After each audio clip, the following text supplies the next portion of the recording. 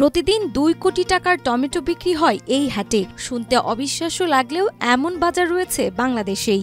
যে মাল আজকে হয়েছে ৩ কোটির ঊর্ধ্বে বিক্রি হবে, ৩ কোটির ঊর্ধ্বে, কেমন বেশি হবে।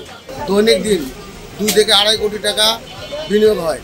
বাংলাদেশের সবচেয়ে বড় গ্রীষ্মকালীন টমেটো বাজার এখন জমজমাট দিনাজপুর সদর উপজেলার ঐতিহ্যবাহী গাবুরায়। প্রতিদিন ভোর থেকে দুপুর পর্যন্ত চলে ব্যস্ততম কেনাবেচা। স্থানীয় কৃষকেরা সাইকেল, ভ্যান ও অন্যান্য যানবাহনে করে বাজারে আনছেন মাঠের টমেটো। ঢাকা সহ দেশের বিভিন্ন জেলা থেকে শত শত পাইকার টমেটো কিনতে আসছেন এই বাজারেই। প্রতিদিন লেনদেন হচ্ছে প্রায় ২ কোটি থেকে ৩ কোটি টাকা। ধরেন বাংলাদেশ আর কোথায় মাল নেই, দিনাজপুরি মাল আছে।